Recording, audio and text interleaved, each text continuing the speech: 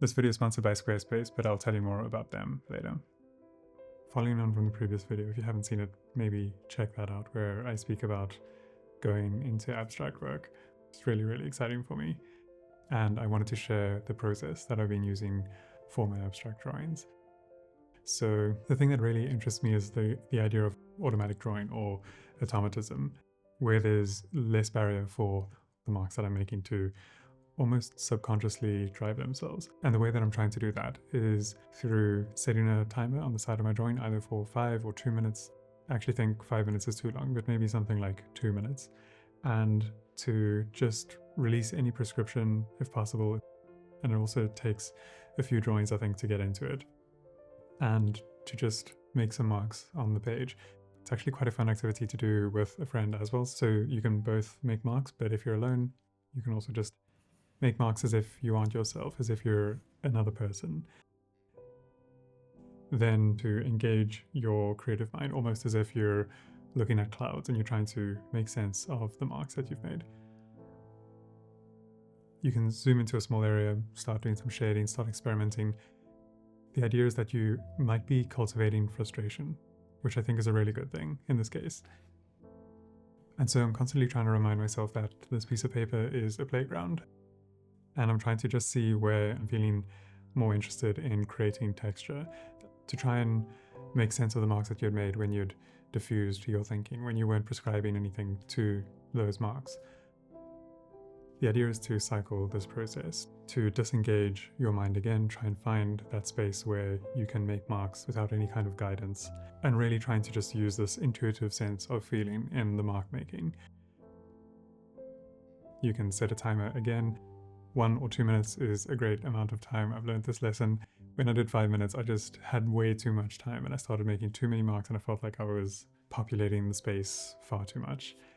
Then again, you'll re-engage. It's as if you're looking at clouds again. You're trying to create recognizable shapes. You're trying to draw out details.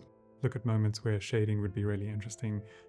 Think about textures that you maybe apply in your hyperrealistic practice. I often really love the idea of casting shadows, or having some of the marks that I've made cast a shadow somewhere on the page and to try and create this depth. Then we cycle again and we turn off our minds. We do some blanket marks. We try and feel into the piece, see what feels right, what doesn't. And as we repeat this process, it actually starts to cycle almost intuitively. You'll move from this kind of subconscious mark making to really engage detail and mark making, back to subconscious. And I find that once you've revved up a little bit and you have done maybe 2 or 3, you start to enter a really interesting space. And for me, stories start to unfold. I've slipped into a flow state doing this more frequently than I have with any other practice. And so just as a sense of catharsis, being able to sit with these abstract works and to slowly start to pick out details once I've done enough of those cycles, and it's just this fluid thing that I'm kind of in the flow of, something really magical starts to happen.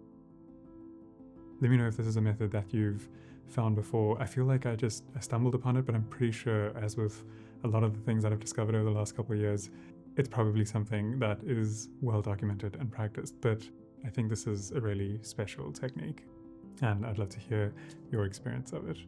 This is something I feel a little bit precious about, and I wasn't sure if I wanted to make a video about it, but then I was thinking about it, and there's this general principle that I really don't want to be too precious with the things that I think are mine, because often they aren't, and being able to share and to grow mutually is something which I really, really believe in. So yeah, I'm excited to share this process.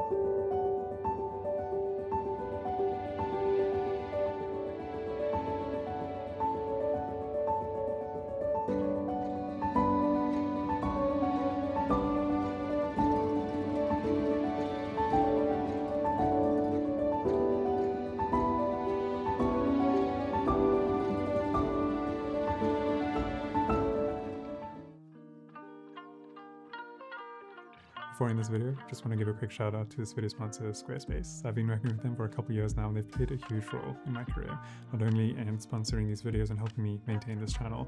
More importantly, early on in my career, I was looking for a way to showcase my work and make it easy for collectors to find me and get in touch with me. And I felt that Squarespace did that effortlessly. I never had to patch or upgrade anything. I could register a domain with them and set up an online store. And most importantly, I could design a portfolio and show my work the way that I wanted to. Also, every time I got stuck, their amazing support team helped me out instantly. So if you're looking at building a website, give Squarespace a try. And if you decide that you love them, use the offer code and get 10% off your first purchase. As always, thanks for the support, and I'll see you guys in the next one. Bye.